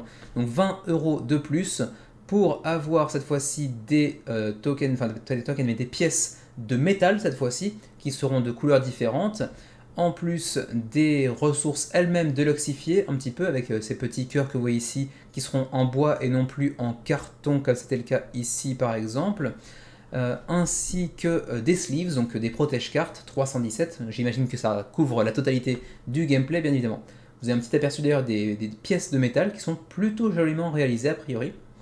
Ensuite, dans Royal Hospital, que doit-on faire? Je l'ai dit tout à l'heure, il va falloir donc créer, gérer et développer votre hôpital en prenant tout un tas de décisions qui vont impacter la suite de la partie, bien évidemment, sur la façon dont vous allez structurer votre hôpital, sur la façon avec laquelle vous allez traiter vos patients, ou même encore investir vos ressources pour étendre votre hôpital, pour aller y ajouter une aile d'une spécialité différente par exemple, ou en améliorant le matériel qui s'y trouve par exemple. Donc en gros, si je dois simplifier, vous allez incarner plus ou moins l'équivalent d'un directeur d'hôpital.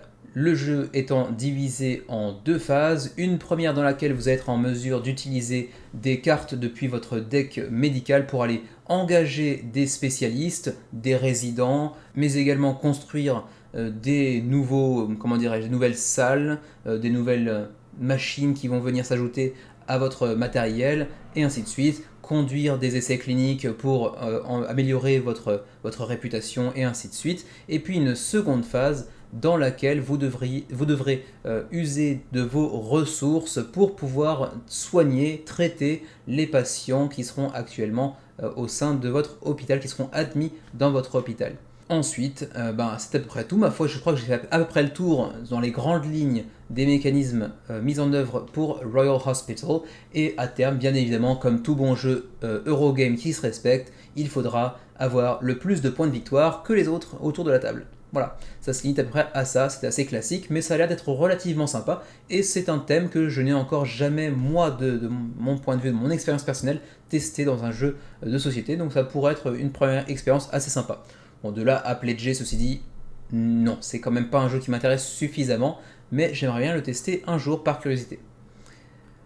Le petit Why Pledge Now, donc pourquoi backer maintenant, pourquoi contribuer à ce projet maintenant? Bien d'abord pour pouvoir bénéficier d'un petit Early Bird, donc une petite ristourne pour ceux qui participeraient au premier jour ou aux premières heures de la campagne, sachant que Royal Hospital, une fois qu'il atteindra les boutiques, se vendra vraisemblablement à 65€ si l'on en croit ce qui est dit ici. Bon, ce qui ne veut pas dire que c'est toujours le cas, hein. Parfois on nous déclare une MSRP, donc un prix en boutique, aux alentours de 60€ et on retrouve le jeu à 45-48€ par exemple. Ça peut arriver, mais bon, disons que c'est le prix qu'il vise à l'heure actuelle. Ensuite, parce que vous pourrez participer, j'imagine via différents sondages par exemple, à la conception du jeu dans son aspect peut-être plus visuel que véritablement mécanique, mais en gros, vos retours vont compter vraisemblablement dans la création du jeu, dans le peaufinage du jeu par exemple. Et puis également parce que vous permettrez de débloquer plein de stretch goals potentiels qui pourront venir enrichir le jeu, que ce soit en termes de mécanisme, mais également en termes de matériel. On va voir directement maintenant les frais de port, mais d'abord il me semble avoir vu qu'on avait une vidéo en français, mais peut-être qu'elle n'est pas encore disponible. Donc quoi qu'il en soit, si elle n'est pas encore disponible pour l'instant, sachez qu'elle le sera bientôt sur la chaîne de l'école du jeu. JP en prépare une vidéo que vous pourrez consulter rapidement. Et donc, les frais de port, disais-je, ils se trouvent ici. Attention, le frais de port n'inclut pas pour l'instant la TVA pour l'Union Européenne, donc il faudra ajouter la TVA par-dessus dans le Pledge Manager. Alors, pour le Canada, 23 € pour la version de base ou 26 € pour la version Deluxe. Pour l'Union Européenne avec la France, Monaco, 8,11 €. Pour la Belgique et le Luxembourg, 11,14 €. Pour les autres États de la francophonie, il y a la Suisse ici par exemple avec 19,22 €. Et ma foi, c'est à peu près tout pour la francophonie. Et pour nous qui sommes dans le Rest of Asia, 25,28 €. Bon, ça rend pas ça très très intéressant pour être honnête. Voilà pour Royal Hospital, qui est un jeu qui a l'air relativement intéressant malgré tout, malgré aussi ce faible attrait pour le jeu pour l'instant. Je pensais que le jeu ferait partie de ceux qui atteindraient assez facilement 800 voire 1000 backers d'ici la fin de la première semaine. Et pour le coup, là, il n'est même pas encore financé, donc c'est un petit peu poussif, même si ça devrait pouvoir se faire d'ici les 26 derniers jours qui nous séparent de la fin de la campagne. Autre projet en provenance de Hong Kong, tout à l'heure on avait Taïwan, cette fois-ci c'est Hong Kong, il s'agit de Genshin Three Kingdoms, et là encore on va traiter ça très très rapidement parce que ça va pas financer. Ils ont fixé un objectif de financement honnête, 61 000 €, c'est plutôt peu fréquent sur Kickstarter, hein. Si vous suivez le menu, vous en avez l'habitude, on a souvent des objectifs de financement assez bas, avec pourtant des annulations après avoir atteint l'objectif de financement.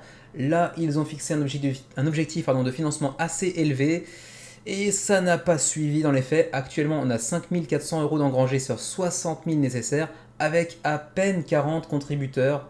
Alors certes, il reste un mois pour se pencher sur son sujet, mais pour l'instant, Genshin Three Kingdoms n'attire pas les foules. C'est un petit jeu pourquoi je dis toujours petit jeu? Faut que j'arrête ce tic de langage. C'est pas du tout un petit jeu, hein, je sais pas en fait. C'est un jeu quand même pour 2 à 6 heures, donc a priori c'est tout sauf un petit jeu. Pour 14 ans et plus, avec 2 à 6 joueurs autour de la table. Malheureusement, pas de version française disponible. Alors c'est un jeu qui nous place à l'époque de la Chine dans son ère miraculeuse, comme on l'appelle apparemment, l'ère des Three Kingdoms, donc les trois royaumes, qui est une des époques les plus célèbres de l'histoire de Chine, une histoire de guerre intestine dans laquelle on va chercher à prendre le pouvoir. Sauf qu'ici, c'est un jeu coopératif ou solo, je le rappelle. Chaque joueur va contrôler et développer une région qui est la sienne avec ses villes, ses armées, ses héros et ses ressources bien évidemment, et aura pour objectif d'aller défaire les ennemis et conquérir le royaume de Chine. Tout ça dans un jeu coopératif, je le répète encore une fois parce que de prime abord on pourrait penser que c'est un jeu où on va se foutre sur la tronche parce que thématiquement c'est un peu le projet, mais non, c'est un jeu coopératif ou jouable en solo. Ensuite, on va aller voir directement les niveaux de pledge. Alors vous en avez deux, le Deluxe Pledge limité à 300 copies et le Deluxe Pledge numéro 2, limité également à 300 copies.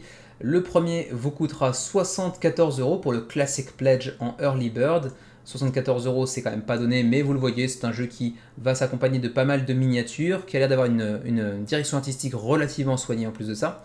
Et puis aussi, vous avez le Deluxe Pledge avec un sac portable pour aller transporter le jeu, plus tout un tas d'ajouts de matériel qui lui va coûter quand même très très cher, puisqu'il va vous coûter 438 $ américains.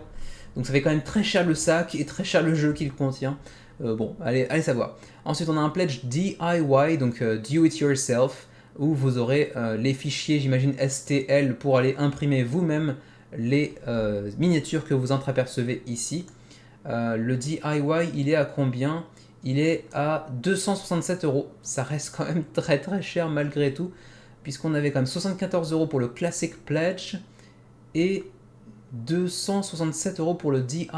C'est quand même assez étrange. Je vais pas rentrer en détail de toute façon parce que, comme vous l'avez vu, c'est un jeu qui quand même galère pas mal à atteindre son seuil de financement. Je pense pas qu'il le fera d'ici la fin de la campagne pour l'instant. Je plaiderais plutôt pour une annulation assez rapide de la campagne. Mais c'est dommage parce que bon, le jeu a l'air d'avoir une direction artistique assez soignée, des miniatures qui ont l'air d'être relativement détaillées. Les cartes, je suis plutôt fan de la direction artistique personnellement, et je serais curieux de voir comment ça se joue, puisque dans une période de guerroiement dans la Chine des Trois Royaumes, faire un jeu collaboratif, coopératif plutôt que compétitif, c'est assez original. Et en plus de ça, si vous allez choisir un niveau de pledge, c'est quoi? C'est le niveau de pledge de base, ça? Je sais pas. Bref, même le niveau de pledge de base, ou en tout cas pas le deluxe maximal, semble s'accompagner de dés en métal. Ça aussi, c'est quand même très très classe.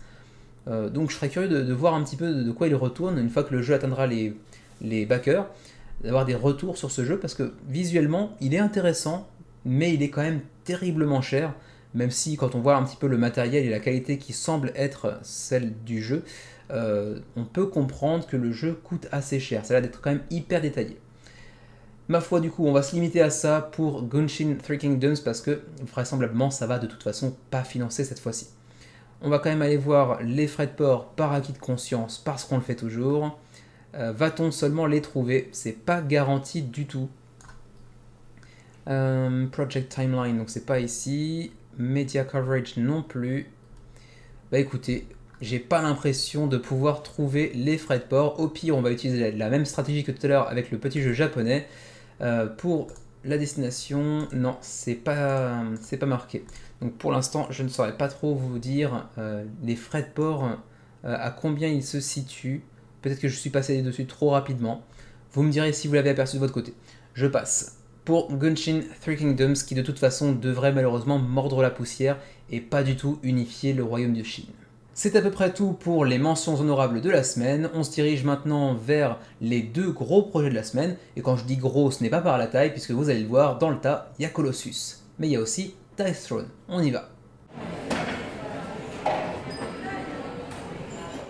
On commence tout de suite par Dice Throne, la nouvelle campagne de Roxley Games, même si les campagnes de Dice Throne sont toujours sous le profil de Dice Throne et non sous le compte Kickstarter de Roxley, mais c'est bien Roxley qui s'en occupe.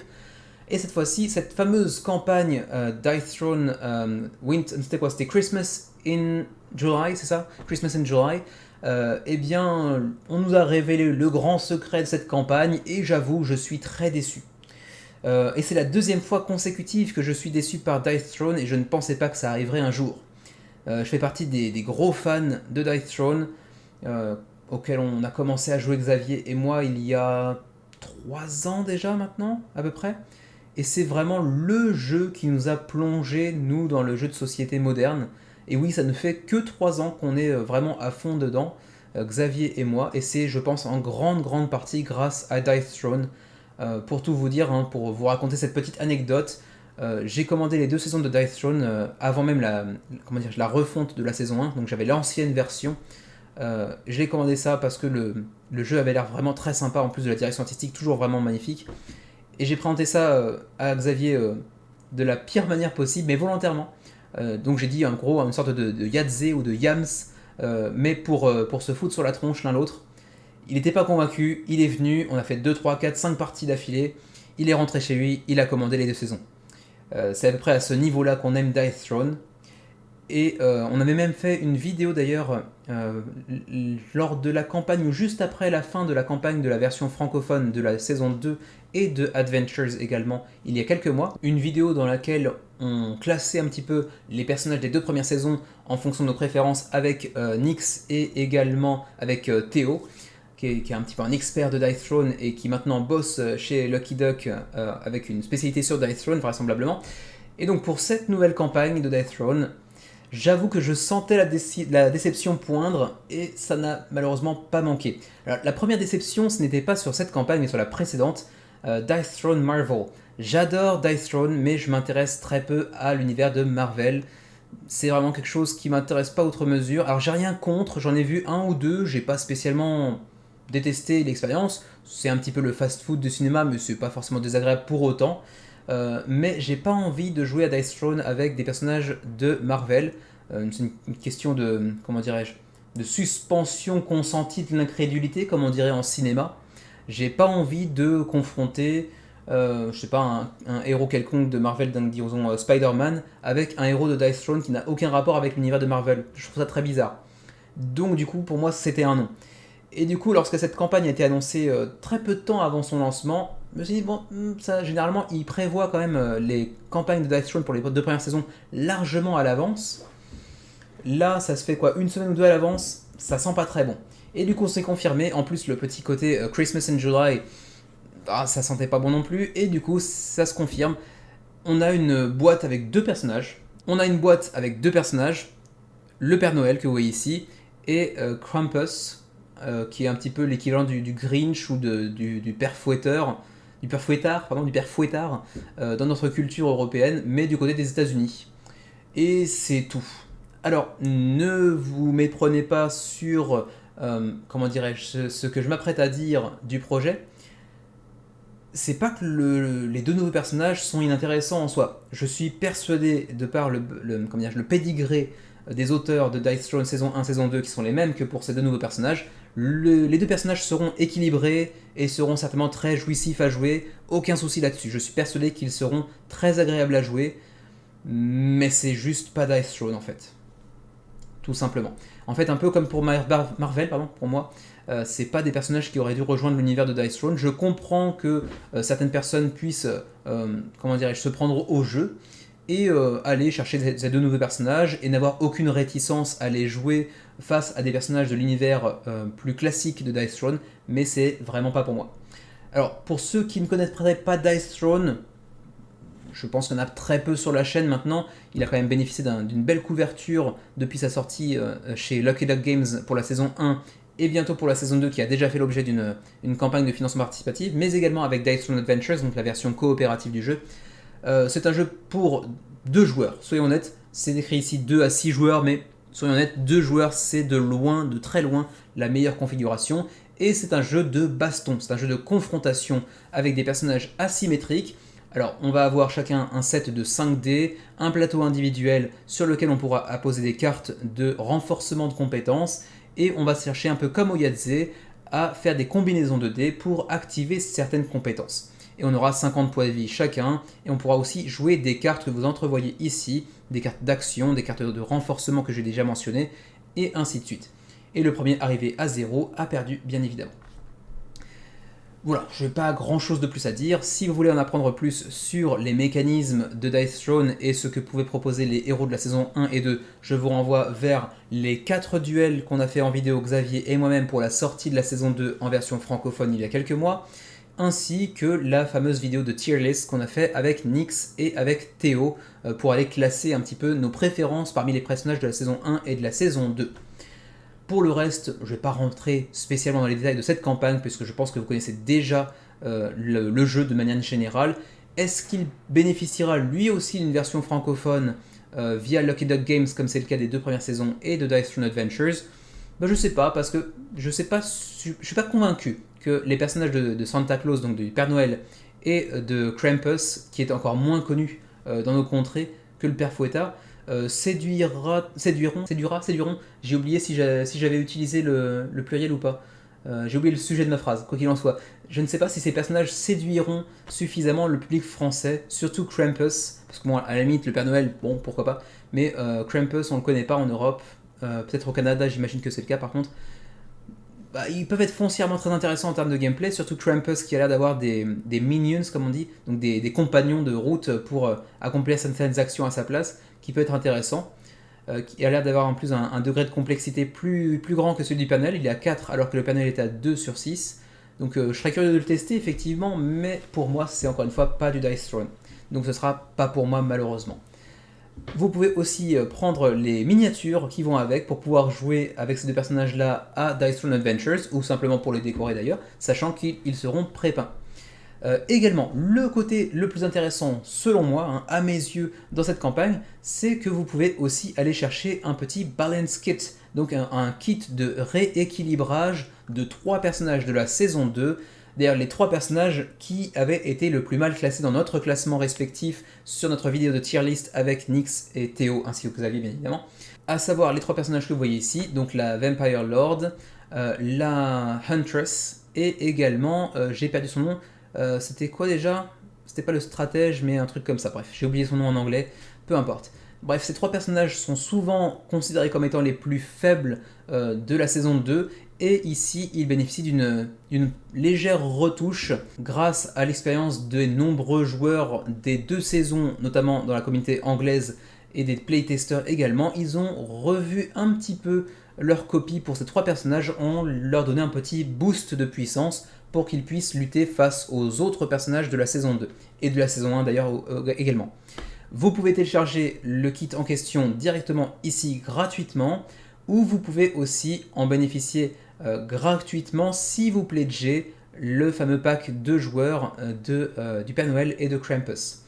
Donc si vous pledgez cette Battle Box de 35$, vous pouvez aussi obtenir ce petit Balance Kit en format physique. Si ce n'est pas le cas, il sera uniquement en version digitale, ce qui vous permettra malgré tout d'y jouer sans problème, bien évidemment. Ensuite, 59$ pour avoir le jeu avec le Père Noël et Krampus plus leur miniature. Et puis également les sleeves, donc les protège-cartes que vous voyez ici, à l'effigie des personnages comme toujours avec Dice Throne. Et enfin, vous avez l'opportunité de prendre un gameplay pack, en gros la totalité de ce qui est sorti jusqu'à maintenant de Dice Throne, saison 1, saison 2, Adventures et donc Santa plus Krampus. Le tout pour 300$ au lieu de 347 théoriquement.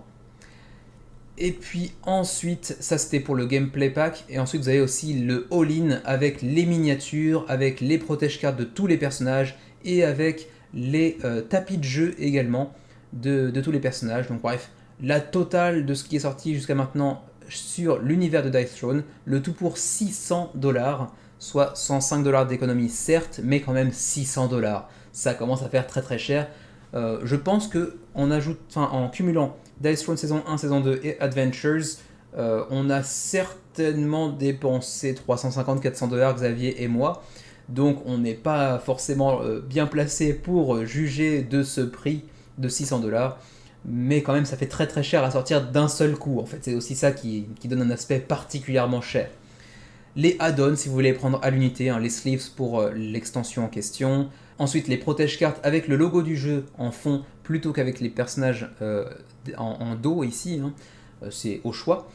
Ensuite les miniatures à 15$ qui seront pré-peintes, ou encore le tapis de néoprène avec le Père Noël et Krampus pour 20$, ainsi que un petit tapis de dés un peu plus pratique certes, avec des vrais bords contrairement au tapis de néoprène, mais qui encore une fois pas vraiment une nécessité. Et par contre pour la première fois du côté de chez Dice Throne, également des dés de métal. Alors jusqu'à maintenant ça n'était encore jamais arrivé sur l'univers de Dice Throne, mais maintenant on a la possibilité peut-être d'avoir des dés en métal. Seront-ils accessibles plutôt pour les 2 premières saisons dans d'autres prochaines campagnes par exemple? À voir, mais c'est vrai que un petit upgrade de matériel comme ça avec des dés en métal, c'est quand même très très classe. Ceci dit, si vous devez ajouter 25$ par personnage, il y a actuellement 16 personnages avec les 2 saisons de Dice Throne, plus 8 nouveaux personnages pour Marvel, ça va faire très très très cher. Donc pas très sûr que ce soit vraiment très rentable, à moins d'être vraiment un énorme fan et d'avoir les moyens. Pour ce qui est des frais de port, on a ici la zone avec la Belgique, mais également la France et le Canada, donc une grande partie de la francophonie, avec le Luxembourg également, la Suisse également. On est sur du 10, 10, 25, 35 en fonction du niveau de pledge que vous allez choisir. Après, on a même pensé à la Polynésie française, donc pour compléter un petit peu la francophonie. On pourrait même mentionner Israël d'ailleurs pour une partie du peuple israélien, pour la zone 4, donc 20, 20, 70, 100, ça coûte tout de suite beaucoup plus cher. Et puis ma foi, c'est à peu près tout. Juste par curiosité, nous au Japon, on est dans la zone 3, ce serait donc 12, 12, 40, 50, ça reste à peu près honnête également. Et pour la TVA, pour l'Union Européenne, eh bien vous aurez besoin d'ajouter le prix de la TVA en plus, bien évidemment, dans le Pledge Manager. Donc attention, soyez-en avertis. Et ma foi, c'est à peu près tout pour Dice Throne Santa vs Krampus, qui au moins a le mérite de pouvoir vous parvenir, théoriquement en tout cas, d'ici la fin de l'année, puisque en théorie, il devrait vous parvenir avant Noël. Malgré tout ce que j'ai pu en dire de mon manque d'intérêt pour cette campagne, on a quand même 7330 contributeurs présents à 9 jours de la fin de la campagne et près de 500 000 € d'engrangés. On termine le menu de cette semaine avec Colossus sur votre écran et sur la caméra également. Parce que oui, j'ai reçu le prototype de Colossus, encore plus petit que Spirit of Eden d'ailleurs au passage, le nouveau jeu de Alone Editions et de Youssef Fari. Alors oui, nous avons reçu le prototype récemment, mais malheureusement, on l'a reçu un petit peu plus tard que les autres vidéastes, parce que c'est la première fois en fait qu'on reçoit un proto de Youssef, parce que je lui en ai fait la demande et qu'il a aimablement accepté. Et du coup, on l'a reçu il y a 4-5 jours, peut-être un peu moins d'une semaine, 5 jours je crois. Et du coup, le temps de jouer déjà suffisamment pour avoir une vraie opinion, et ensuite de pouvoir tourner la vidéo et de pouvoir faire le montage, puis poster la vidéo. Évidemment, on va être un petit peu en retard en comparaison avec tous les autres vidéastes, mais bon, c'est pas grave, c'est un premier pas. J'espère qu'on aura l'opportunité de parler d'autres jeux de Youssef à l'avenir et qu'on sera un petit peu moins en retard pour les campagnes en question. Colossus, nouveau jeu donc de Youssef Fari, qui a déjà 1417 contributeurs à 11 jours de la fin de la campagne et qui a déjà engrangé près de 50 000 €. Donc on peut le dire d'entrée de jeu, c'est un très joli succès pour Colossus. De toute façon, Youssef bénéficie d'une fanbase assez conséquente, d'une solide communauté derrière lui qui soutient quasiment tous ses jeux. Il avait commencé par Way of the Samurai qui avait fait 1200 plus 1800 contributeurs avec l'extension. Puis The Road, certainement son chef-d'œuvre à ce jour, ou en tout cas son jeu ayant connu le plus grand succès avec près de 2500 contributeurs, suivi par le Print and Play Black Hole avec 1000 contributeurs, la réédition de The Road avec 500, mais bon, c'était 500 plus les 2500 la dernière fois, puis The Spirit of Eden qui avait fait 1500, une petite exception dans le catalogue de Alone Editions, un jeu à 2 joueurs avec Dreamers qui avait fait 1111 contributeurs, et Colossus, vous le voyez, avec donc actuellement, c'était donc 1417 contributeurs, va certainement battre Spirit of Eden, avec lequel il partage son univers. Alors Colossus, je ne vais pas en parler plus que ça finalement, parce que je vais le traiter en review et également en vidéo de gameplay, en vidéo de partie, une expli partie devrais-je dire, et du coup vous allez en entendre parler sur la chaîne 2 fois consécutivement. Donc il n'y a pas forcément besoin d'en parler très longuement, mais quand même, pour cette semaine, autant le dire d'emblée, avant même que la review ne soit postée sur la chaîne, c'est mon coup de cœur de la semaine devant Dice Throne, et oui, en même temps Dice Throne m'a déçu, donc forcément, mais Colossus m'a beaucoup plu. Voilà, je ne vais pas en dire beaucoup plus que ça sur ce nouveau jeu qui partage donc l'univers de Spirit of Eden, mais des mécanismes radicalement différents. C'est toujours, comme d'habitude avec Youssef, un jeu solo, avec ici des mécanismes de deck building, mais également une grosse dimension puzzle game, puisque vous devrez ici remplir certains prérequis en fonction de ce qui sera disponible pour vous. Avec 4 cartes par tour, vous devrez superposer différentes cartes pour pouvoir espérer atteindre certains prérequis. Par exemple ici le niveau rouge qui vous permettra d'accumuler de la puissance, d'affaiblir le colosse sur lequel vous êtes en train de grimper. Vous devrez ensuite accumuler des médaillons verts pour maintenir votre équilibre sur le colosse, puisque si vous perdez votre équilibre, vous allez chuter et périr bien évidemment. Également, on a des médaillons violets qui vous permettront d'aller chercher des cartes de bonus d'action plus puissantes qui vont s'ajouter à votre deck d'action de base. Et puis également les petits médaillons bleus avec la flèche vers le haut qui vous permettra de poursuivre votre ascension sur le colosse pour atteindre le sommet et finalement pouvoir lui porter le coup de grâce, le coup final. Donc un jeu avec du puzzle game et du deck building assez intéressant, rapide à jouer, entre 20 et 30 minutes la partie, et c'est toujours aussi tendu, c'est toujours aussi équilibré que les autres jeux de Youssef. C'est une vraie belle réussite, avec en plus une direction artistique toujours très soignée, toujours très sobre, mais toujours très agréable, très limpide en termes d'iconographie également. C'est vraiment une très belle réussite encore une fois. Donc voilà, je ne vais pas passer plus de temps que ça sur les mécanismes, d'autant plus que Youssef a lui-même fait une vidéo de présentation en français, mais également en anglais. Et comme toujours, vous trouverez également d'autres vidéos de vidéastes, prochainement la nôtre également, mais pour l'instant, à l'heure actuelle, vous avez celle de Nyx, mais également celle des Etrigan, celle de Arié, de D sans solo, ou encore celle de la Société des Jeux. Donc tout un tas de vidéos pour vous faire un premier avis sur le jeu, avant potentiellement de pouvoir le tester une fois que vous l'aurez reçu. Alors j'imagine que vous l'aurez remarqué en haut de la page, mais également ici sur le côté, j'ai backé le jeu bien évidemment. Comme souvent, c'est un jeu à petit prix, on est sur du 18 € encore une fois, il me semble que c'était le même prix d'ailleurs pour Spirit of Eden si je ne me trompe pas. 18 € c'est quand même très peu, en plus de ça la livraison pour novembre prochain c'est toujours aussi rapide avec Youssef, et puis en plus de ça la livraison est très peu chère également. En plus de ça, la grosse promesse de cette campagne de Colossus, c'est la possibilité d'aller combiner Spirit of Eden, le précédent jeu de Youssef, et Colossus pour en faire un seul et même jeu avec des règles un petit peu différentes. Il faudra un petit peu ajuster les deux pour pouvoir y jouer ensemble, bien évidemment, mais ça vous permet d'avoir une expérience encore différente que je n'ai pas encore pu tester, mais je vais le faire incessamment sous peu parce que j'ai Spirit of Eden et j'ai Colossus également. Donc il vous suffit d'aller cliquer ici pour aller découvrir un petit peu les règles de ce mode spécial mêlant les deux derniers jeux de Youssef. Je suis très curieux d'aller tester ça. Parce que c'est vrai que Spirit of Eden, j'en ai fait déjà... Allez, on va aller voir ça en direct pour en avoir le cœur net sur BGG Stats. Je crois que j'en ai fait bien une vingtaine de parties, je pense. On va aller voir ça tout de suite. Alors, attendez que je retrouve ça. T comme The Spirit of Eden. On va aller voir... Alors, c'est pas AT, c'est AS comme Spirit apparemment. Alors, ouais c'est ça. Spirit of Eden... ah bah non, tu écoutez, j'en ai que 12 parties. 12 parties de Spirit of Eden, je pense en avoir plus, mais 12 parties qui ont toutes été vraiment très agréables. Actuellement, je l'ai prêté à Xavier depuis environ une semaine, donc je ne peux plus y jouer, c'est pourquoi je ne peux pas tout de suite tester le mode combiné avec Spirit of Eden et Colossus, mais je le ferai dès que possible. Donc pour le niveau de pledge, je le disais, 18 € pour ma part, 35 si vous en prenez deux, petite ristourne de 1 €, 35 également si vous prenez Spirit of Eden, ce qui vous permettra de jouer aux deux directement à la réception éventuellement. En add-on, malheureusement c'est déjà trop tard, mais j'ai pris The Road. C'est le seul jeu, je crois, de Youssef à côté duquel je suis passé en dehors de Black Hole, mais j'aime pas les PNP, les print and play, c'est pas mon truc. Donc c'était le seul jeu à côté duquel j'étais passé, et pourtant c'est le plus gros succès de Youssef à ce jour. Mais je sais pas, je m'étais retenu, c'était une période où il y avait pas mal de jeux qui m'intéressaient, j'avais fait l'impasse.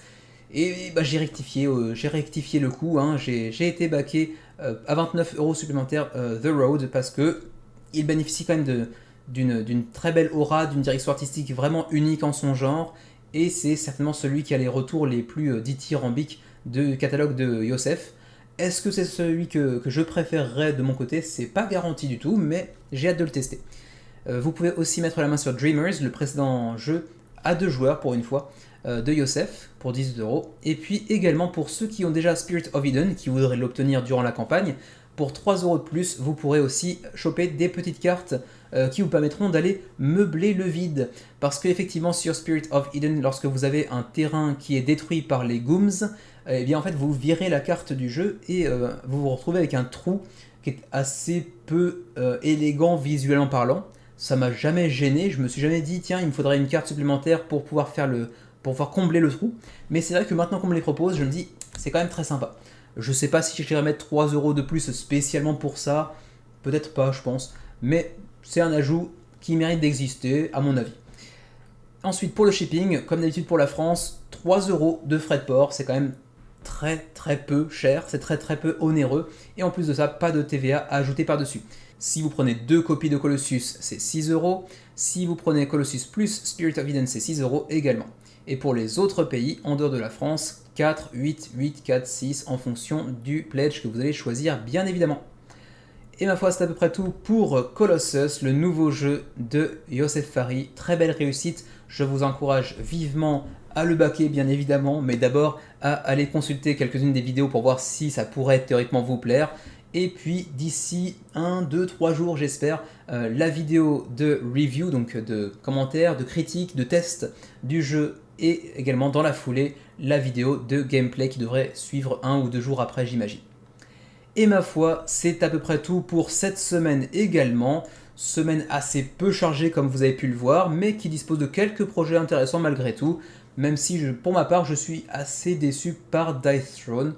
Mais bon, que voulez-vous. J'espère simplement qu'on aura une vraie belle saison 3 d'ici, je sais pas, 6 mois, 1 an, mais j'ai peur qu'avec cette nouvelle extension de 2 personnages, ce ne soit pas pour tout de suite.